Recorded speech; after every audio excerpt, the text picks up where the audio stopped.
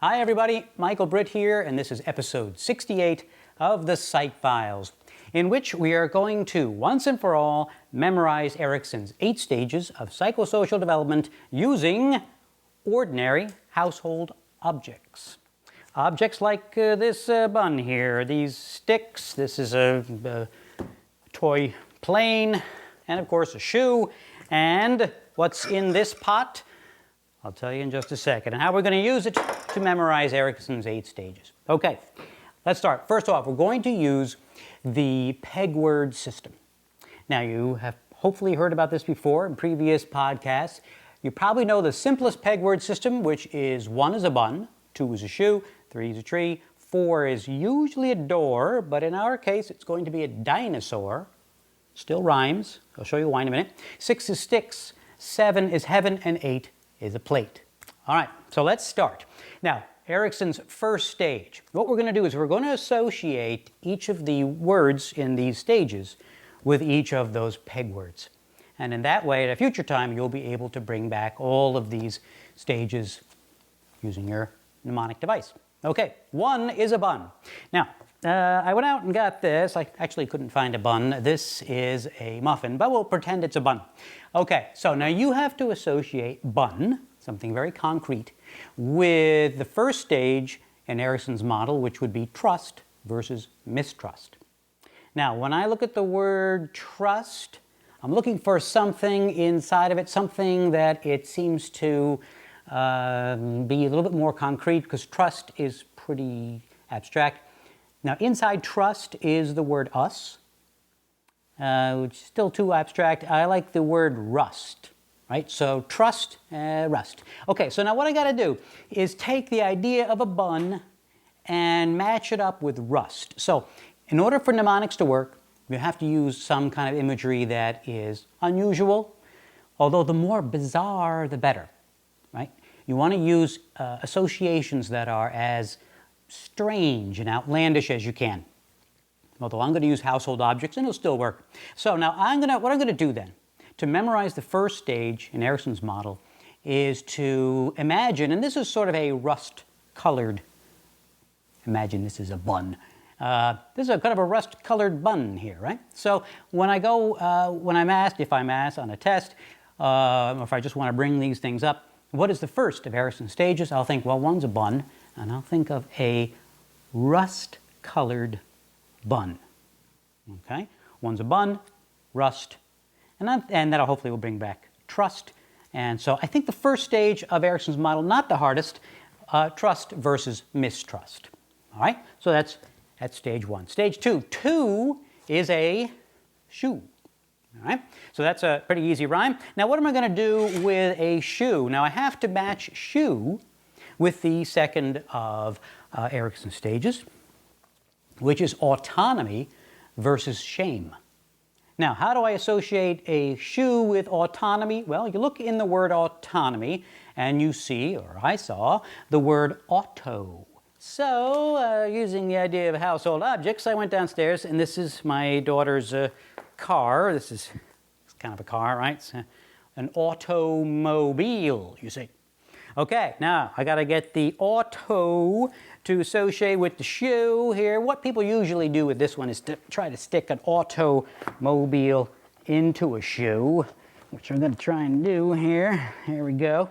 Something a little bit bizarre to see an auto inside of a shoe, but that just about does it there. Stick it right in. There we go. Oh, oops. Well, I may have to hold this. I'm going to get a bigger shoe.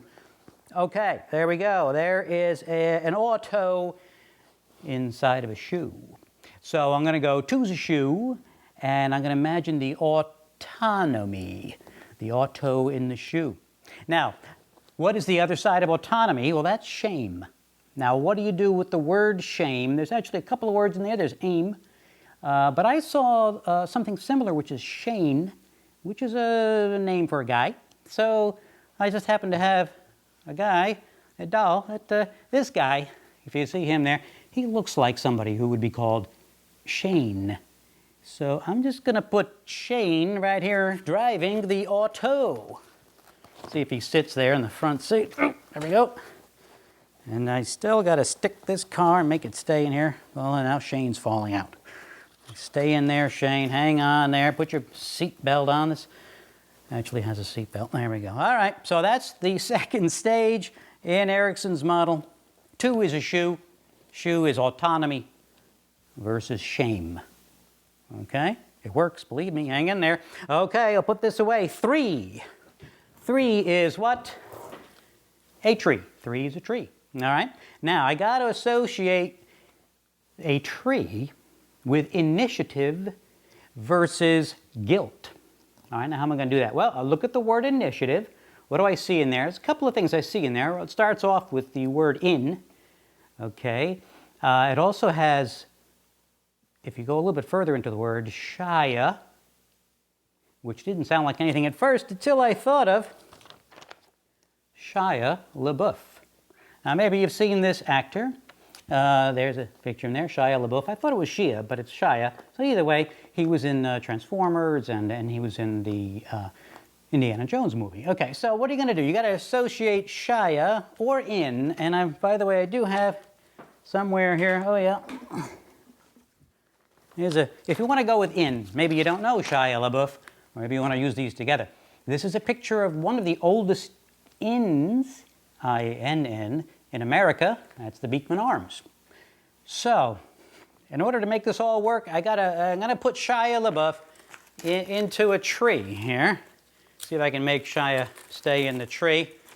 And and if Shia doesn't work for you, then there he is. See, up on the tree there. It's hard to make him stay. There he goes.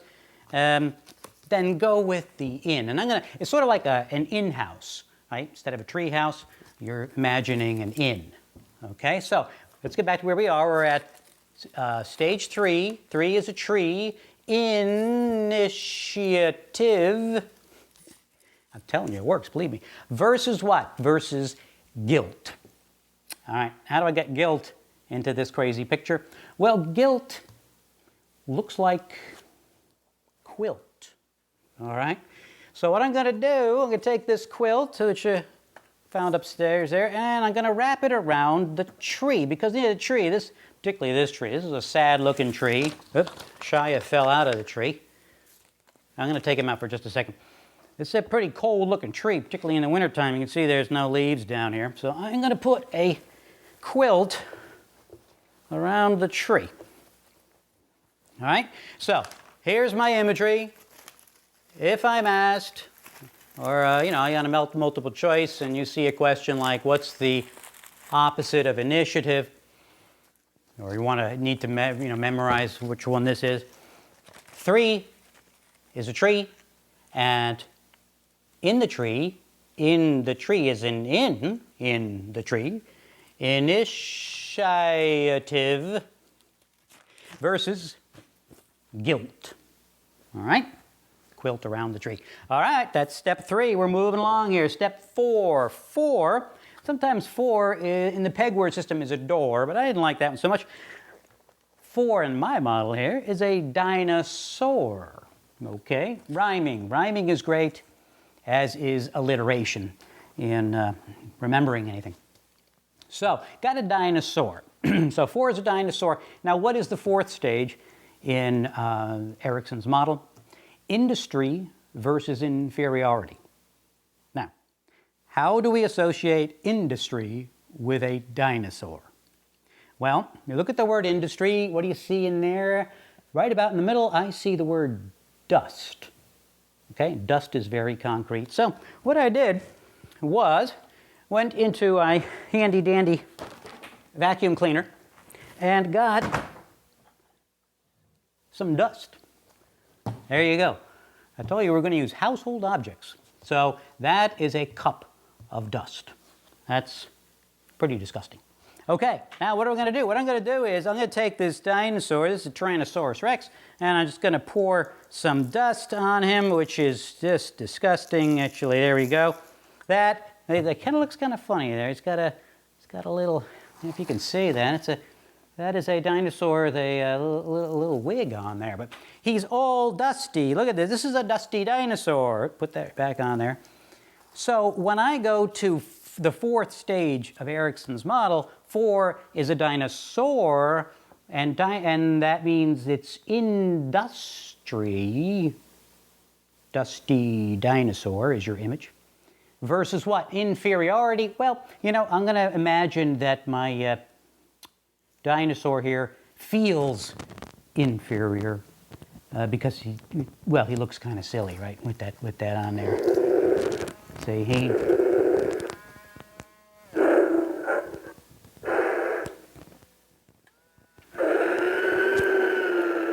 does not like this. Okay, so 4 is a dinosaur, industry versus inferiority. Very inferiority complex. That's what this dinosaur has. All right, so we'll move that out of the way. Here's put the dust back in the cup here, and clean this later. But we'll move on. Get that out of there. Okay, so that was 4 is a dinosaur. 5, now 5 is typically in the peg word system a hive. And I used that last time I did this, but I don't like hive so much. It doesn't really work for me. I like skydive. Okay, so 5 is a skydive, and there you go. It's a little wooden plane. And here's my guy who's going to make the skydive. There he is, little green guy. And there's his parachute right there. Now what's going to happen is he's going to make a skydive. So he's going to jump out of the plane, but unlike this right here, this is not going to open. Okay, and he's going to fall right on top of this very nice sports car, which I didn't want to use at first because you don't want to confuse the car with the auto. But anyway, he comes out of the airplane, falls, and dents the car. Why is that important? Because stage 5 is identity versus role confusion. So I'm going to imagine that after he falls right out of the car and dents the hood, he gets up, and I'm imagining he's got the stars or the little Tweety birds going around his head, all confused. So 5 is a skydive, and it dents the car. Identity versus role confusion. Now remember, all we're doing right now is memorizing. Whether you understand these terms, that's it's a different part of learning. This is just memorizing. Okay, 5 is a skydive. 6 is sticks. Went outside, got a couple of sticks. All right? Now, 6 is sticks. The 6th step in Erikson's model is intimacy versus isolation. Now, intimacy, you could imagine, well, what's in intimacy? There's actually a couple of things in there. There's the word Macy. So if you were familiar with Macy's, what you could do is memorize or picture the Macy's store with nothing but sticks for sale. Right? So that when you go 6 is sticks, oh, that's intimacy. Right? That might work for you. Versus isolation. What I liked better, though, was 2 sticks in love. 2 sticks were being intimate. Okay, so these 2 sticks, are together. They're in love. And this stick, it's obviously feels a little isolated. Right? So over here, isolation. So intimacy versus isolation, and that's your association to stage 6, sticks. All right, we'll go over these in just a second. Stage 7. 7 is, oh, here it is. 7 is heaven, of course. All right, not too many words rhyme with that. Now when you think of heaven, of course, you think of clouds. All right, so I've got some, this is an imagery for you, but I found some cotton balls. And of course, that stands for heaven, right? Now, what do we have to associate with heaven? Well, stage 7 is generativity versus, let's see, what is that? Oh, stagnation. Okay. Now, generativity. Well, what's in the word generativity? Not a whole lot. I saw generator, right? Now, generator's kind of big. I didn't happen to have a generator around the house. I did find something that sort of looked like a generator, which is, this is one of my daughter's toys, and you go like this with it, right? Which is what you do with a generator. If you ever had problems with electricity, you've got a generator, put some gas in there, and you got to start it up, right? So this is a generator. And so now picture this generator, and what happens when a generator runs out of gas? It dies, right? Well, sometimes we say the generator died. So when a generator dies, it goes to heaven. Okay, so you are going to picture 7 is heaven, a dead generator. Here, there you go, in heaven. Right? You got to picture that. Maybe it's really big. Maybe they used to use it to power the lights in heaven, you know, and then ran out of gas and died. So there it is. Okay, got to go with this. Generativity versus stagnation. Well, there's actually 2 easy words in there. I want to go with stag, which is what this is here. I found this in the toy store, stag. So I'm going to put the stag up here in heaven. Maybe the stag was running the generator, which was powering heaven, right? And then the generator died, and the stag is, just kind of hanging out here, looking for another generator, maybe. And we're trying to get some more gas for the generator. All right? 7 is heaven, generativity versus stagnation. Okay, last one. 8. 8 is a plate. Okay? And what is the 8th stage in Erikson? That would be integrity versus despair. Okay, you look in the word integrity. What are you going to do with integrity? And how are you going to associate an abstract word like integrity with a concrete thing like a plate? Well, integrity has the word grit. And so this is a pot with grits in it. So I'm going to picture, I'm going to get my grits here. Here are my grits. There you go. There you go. I'm going to picture a plate with grits on it. Okay, and I know what you're thinking. If you've got a very good video screen, you're looking at this and you're saying, hey, wait a minute, that's not grits, that's just oatmeal. True, I didn't have any grits, but it looks like grits, kind of, a little bit. What can I tell you? This is, I'm up in the north here. So, integrity versus despair. You see? So we've got here a plate with integrity and a despair here. Okay? It sort of works. This is what mnemonics are all about. This is the peg word system, and there are many different, but they all use imagery. And the more bizarre, the better. These are not the most bizarre images. You can come up with your own. Bizarre, action-oriented, give them life. Make them work with you. For example, I was thinking heaven could, another one for me could have been Kevin, because I have a relative with that name. And I could imagine Kevin doing something unusual. Right? So that would work for me. Probably wouldn't work for you if you don't know anyone named Kevin. So think about how to personalize these. And they're both fun and very useful. All right? All right, thanks a lot. Hope you found this video episode of the Psych Files to be interesting and fun. And I will see you next time. Michael Britt here saying come to the website, www.thepsychfiles.com, or go into iTunes, just type in The Psych Files in the search bar, and you'll find me there, and click on subscribe to the Psych Files, and I'll see you next time. Thanks a lot.